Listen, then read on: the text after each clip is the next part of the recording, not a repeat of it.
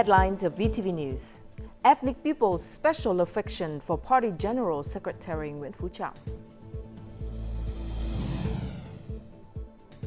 Investment in processing facilities boost the value of Vietnamese produce. And later on in our world news, Russia conducts mobile nuclear missile launcher drills.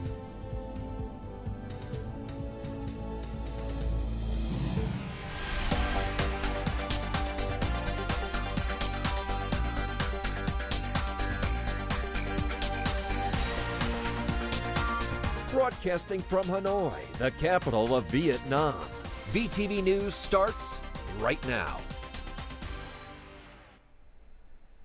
Hello and welcome to VTV News, broadcast live to you from Hanoi. You're with me, Lina Pham, and here's the top news of the hour. Throughout his revolutionary career, General Secretary Nguyen was always devoted to his work and deeply cared for the voice of the masses, regardless of his position. The passing of this great leader has left countless hearts in sorrow. For ethnic people especially, the image of the late General Secretary remains one of heart and vision, who sincerely cared for the people of all backgrounds. In 2018, General Secretary Nguyen made a special visit to Đắk Lắk. While wearing a special shirt gifted by the ethnic people, he suggested organizing a great solidarity festival with the participation of all surrounding villages so he could meet as many ethnic people as possible. We were honored to welcome him. Everyone was present from early morning, eagerly waiting to greet and shake his hand. With his passing, the people here were filled with sadness and tears. During his career, in all his leadership positions, General Secretary Nguyen spent a lot of time with party members and the people of mountainous and border areas. His attentiveness, encouragement, and advice greatly motivated the people to rise above the status quo. Previously, the General Secretary visited my family's tea hill and encouraged people to take good care of production, to escape poverty and strive for better lives. General Secretary Nguyen always dreamed of a better life for ethnic people and came up with solutions to solve the people's difficulties. This was clearly reflected in his speech, articles, and party documents that he directly penned. This shows the dedication he had to his position as General Secretary, as well as his deep affection towards people of different ethnic groups. Coming back to the mountains and forests, I miss the ripened canarian and the aging bamboo shoots, living amidst the houses, hidden in a grey reed but full of hearts.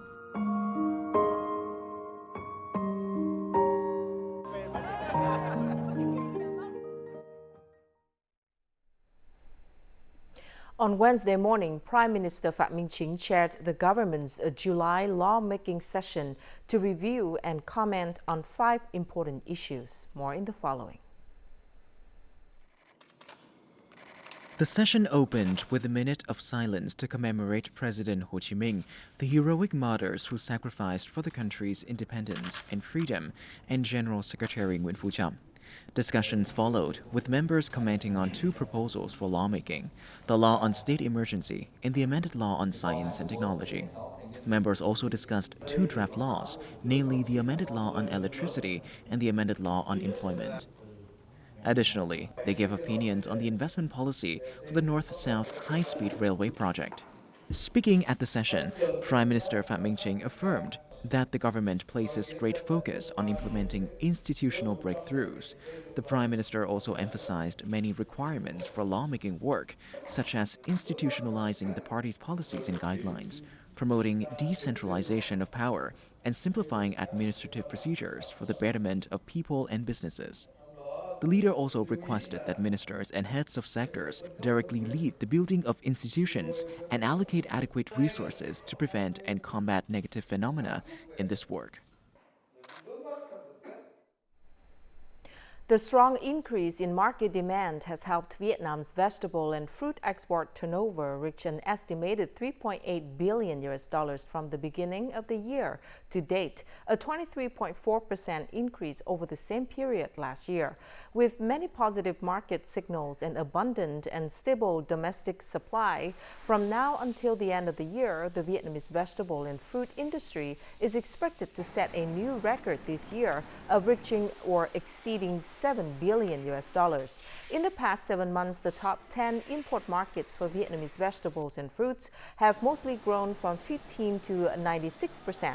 China remains the largest market, accounting for 64% of total export turnover, with $2.1 billion in the first half of the year, an increase of 22% over the same period. Durian, banana, and dragon fruit are the main products contributing to the growth in export turnover. Recently, many positive signals have been recorded in the produce exporting industry thanks to the bold investments by fruit and vegetable factories in improving product quality. The shift from exporting raw goods to deeply processed products has proven effective. This factory purchases 30 to 40 tons of raw mangoes daily. By investing in dynamic supply system, enhancing processing, and diversifying products, they maintain a stable output to Europe and Asia. Thanks to deep processing, our products can be exported to larger markets, reaching a wider customer base. With a good storage solution, we sell better. Deep processing helps factories better control the output of goods thanks to longer preservation times. As a result, they eliminate the pressure to sell quickly and their dependence on export markets. This also facilitates the consumption of raw materials from farmers during harvest seasons. Deep processing helps farmers deal with large amounts of output during the harvest season. If only fresh products are consumed, there will be a loss of value. We have 2 shipments exported to South Korea, and soon we will continue to expand and invite businesses to join production links with a focus on deep processing. Each year, Vietnam's fruits and vegetable output reaches about 31 million tons. However, only 20% undergo deep processing. This shows that there is still a lot of room for development in this sector, helping the industry soon surpass the $5.6 billion mark in export turnover. The amount of imported hot-rolled coil steel, or HRC, in the first 6 months of this year increased sharply to an alarming level, 1.7 times higher than domestic production. HRC steel imports are pouring heavily into Vietnam, while the Ministry of Industry and Trade is reviewing domestic enterprises' dossiers and requesting an anti-dumping investigation on HRC steel products imported from China and India. Cumulatively, in the first 6 months of 2024, imported HRC steel output reached nearly 6 million tons, equal to 173% of domestic production, of which the amount of steel imported from China accounts for 74%. The remaining is from Taiwan, China, Korea, India, Japan, and other countries. Meanwhile, Vietnam's HRC steel production capacity has met 70% of the country's consumption demand, but there are currently no preferential rates for countries with normal trade relations with Vietnam and no other tariff barriers to protect domestic production. This makes the Vietnamese market vulnerable to imports from neighboring countries, which can be exploited by steel powers to export to European and American markets. 26.3 million bank accounts have been biometrically authenticated with chip-embedded citizen identification cards in less than 1 month of implementation. This information comes from the conference to review the implementation of Project Number 6 and Coordination Plan Number 1 between the Ministry of Public Security and the State Bank.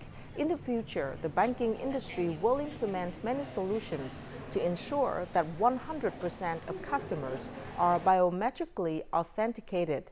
This will help minimize black credit and provide people with access to legitimate capital sources with preferential interest rates.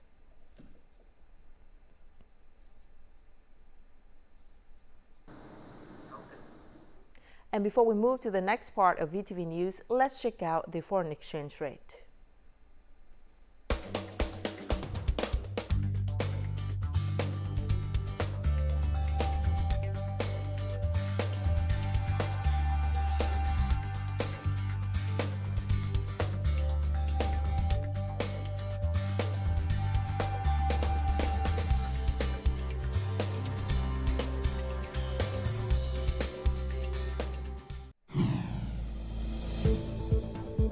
Coming up next, storm Prapiroon causes devastating floods in Sơn province. And Guangxi dedicates efforts to maintain martyrs' cemeteries.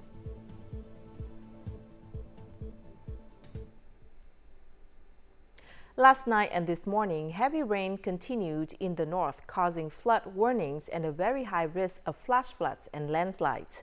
The forecast predicts continued heavy rain in the north and Thanh Hóa, with some areas receiving over 120 millimeters of rainfall. Flood levels on many rivers in the north are rising rapidly. Rivers in Sơn La are all above alert levels 2 and 3. Rivers in Hà Nam and the suburbs of Hà Nội, including Trương Mỹ, Thạch Thất, and Quốc Oai, will rise from above alert level 1 to above alert level 3. Mountainous areas should remain vigilant against flash floods and dangerous landslides. According to forecasts, rain will gradually decrease from tomorrow. In the capital, Hanoi, rain will occur locally in the evening and at night and will stop in the next 2 days. Due to the influence of storm Prapiroon, Sơn La province experienced heavy rains on Tuesday night with about 160 millimeters of rainfall. Flooding and landslides occurred along rivers and streams throughout the province. 3 people died, 5 are missing, and 1 person was injured due to the floods. Heavy rain caused flooding on almost all inner city roads in Sơn La City. In some places, the water reached up to half of the height of an adult. On certain sections of the road, the water flow is so strong that vehicle has been immobilized. I have never seen Sơn La City flooded like this. I went to the market to sell goods in the morning, but couldn't move. Traffic police forces have been deployed to flooded areas and locations where traffic is congested due to prolonged rain and floods. In districts such as Vân Hồ, Bắc Yên, Yên Châu, and Thuận Châu, heavy rain has caused flooding in many places. Landslides occur on several national highways and provincial roads. On Wednesday morning, the Mong Village Reservoir in Sơn La City discharged flood water with a flow rate of more than 200 cubic meters per second. Functional forces and local authorities are urgently responding to and helping families evacuate their belongings in flooded areas, ensuring the safety of people's lives and property. Floods in Sơn La province rivers are expected to recede slowly and remain at the highest flood warning levels for most of Wednesday.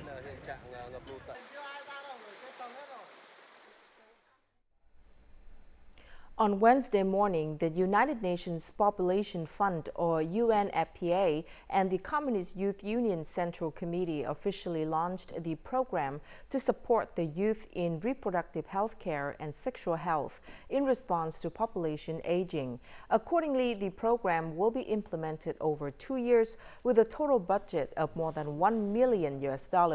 It will implement models on improving reproductive health and preventing gender-based violence to reduce maternal mortality and improve access to information and high-quality reproductive and sexual health services, especially for migrant youth, ethnic youth, and youth with disabilities and HIV/AIDS. At the same time, it will promote youth participation in elderly health care and effective planning for old age. These days, in July, the whole country turns to the martyrs' cemeteries to pay respects and tribute to the heroes who died for the country's independence. Tens of thousands of people have come to the central province of Guangxi. Each visitor is deeply moved by the efforts of the locals and authorities to care for the graves of the heroic martyrs.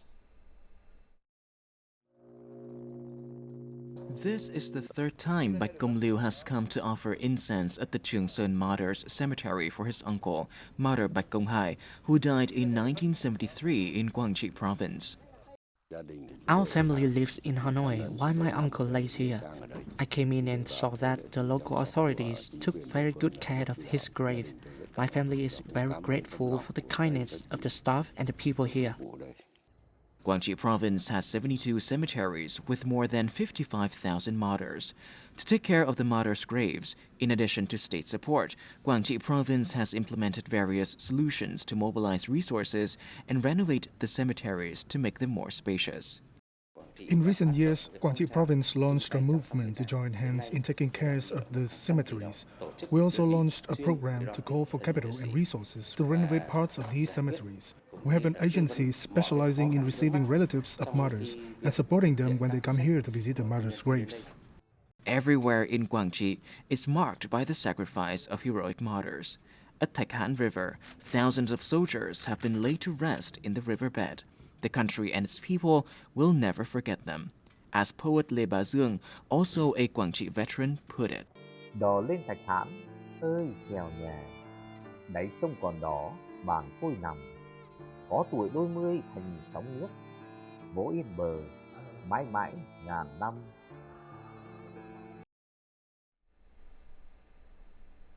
After nearly half a century, the search, recovery, and collection of martyrs' remains who died in the resistance war has become increasingly difficult. However, as long as there are martyrs whose remains have not been found, the search will continue. It is a journey of responsibility and affection because there remains an urge from families of the martyrs to complete the search. A special day in Khánh Vĩnh District, Khánh Hòa Province. Local authorities held a memorial service and buried martyrs' remains found in a place that used to be an infirmary during the resistance war in Ngã Hai Town, Khánh Phú Commune. After nearly 1 year of searching and verifying information about 7 martyrs who died here, 3 remains were finally found. The martyrs died a long time ago, so the current situation has changed a lot. However, we continue to search. Family of martyr Phạm Văn Nguyen from Thái Bình Province have been in Khánh Vĩnh District for many days. With what little remains, it is now difficult to identify the martyrs. However, they still hope to find their relatives. I felt relief when I saw the martyrs' remains brought to the district martyrs cemetery. During the resistance war, Khánh Hòa Province was the site of fierce fighting, with many losses and sacrifices. Even now, there are still more than 1,300 martyrs whose remains have not been found. Thousands of relatives still hope to find them and bring them back to their hometowns. Therefore, the search for the resting places of lost martyrs is being urgently carried out by Khánh Hòa Province. Over the past 10 years, the province has conducted 83 surveys, searches, and collections of many martyrs' remains, with nearly 2,400 participants. Although information sources about martyrs' graves have become increasingly scarce, we are determined to find them and bring them back to their families. Even though the search and gathering of martyrs remains a difficult job, it will not stop because it is carried out in the spirit of gratitude to the sacrifices they made. A flock of 100 darters, a species at risk of extinction, has been found at a tourist site in Bửu Long Ward, Biên Hòa City, in the southern province of Đồng Nai. The darter is a tropical water bird with a long snake-like neck, a sharp pointed bill and a long rounded tail. There are 4 species of darter, one of which is classified as near threatened by the International Union for Conservation of Nature. According to Government Decree number 6 dated 2019 on the management of endangered, precious and rare forest plants and animals and the implementation of the Convention on International Trade in Endangered Species of Wild Fauna and Flora, the darter is included in Group 1B, which is on the edge of extinction.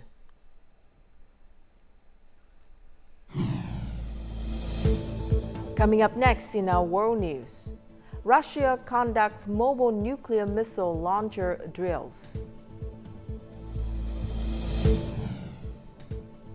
And world registers hottest day ever recorded on July 21st.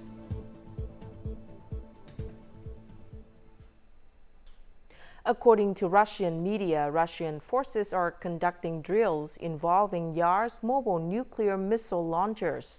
Crews in the Volga River basin, some 700 kilometers east of Moscow, were set to move over 100 kilometers and practice camouflage and deployment. The Yar's mobile nuclear missile launchers, equipped with a missile with multiple warheads, can hit targets at a distance of 11,000 kilometers. It also reported that the systems can be mounted onto truck carriers or deployed in silos. The drills follow similar exercises in early July and are taking place less than 2 months after Russia held tactical nuclear weapons deployment exercises alongside Belarus.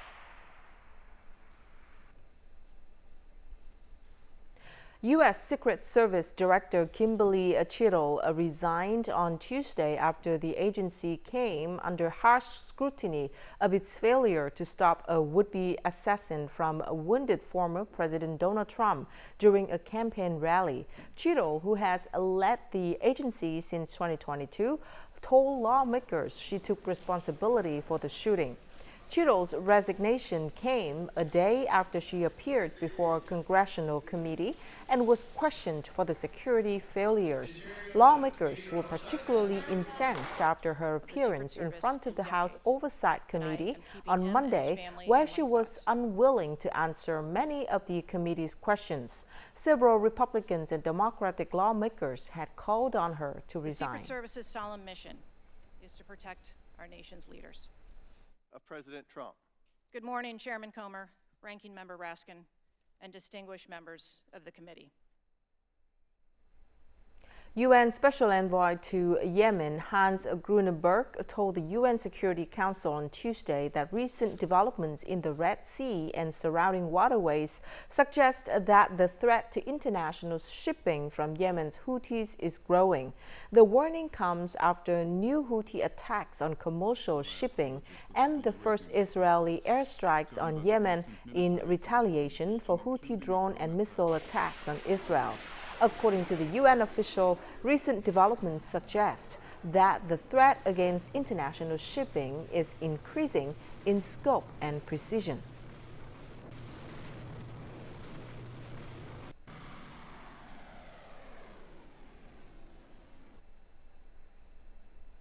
Sunday, July the 21st was the hottest day ever recorded according to preliminary data from the European Union's Copernicus Climate Change Service, which has tracked such global weather patterns since 1940.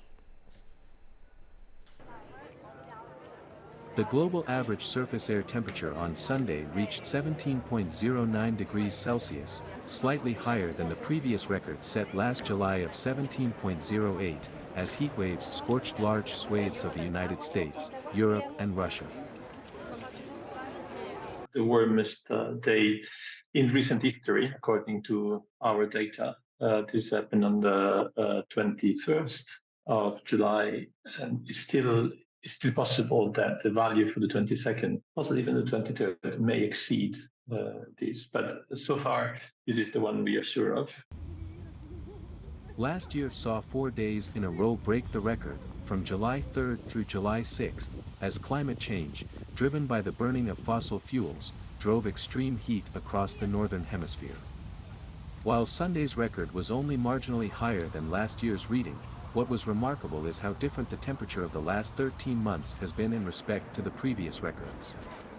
Every month since June 2023 has now ranked as the planet's hottest since records began, compared with the corresponding month in previous years. So it's a momentary record, but in a sense, it's something something we need to get used to, because as the climate keeps warming, as a consequence of the increase in greenhouse gases in the atmosphere, we are bound to see new record being broken in the next few months, in the next few years. Scientists and environmental advocates have long called for global leaders in wealthier countries to phase out and end the reliance on fossil fuels to prevent catastrophic effects of climate change, including increased heat waves. And now let's take a look at the weather forecast.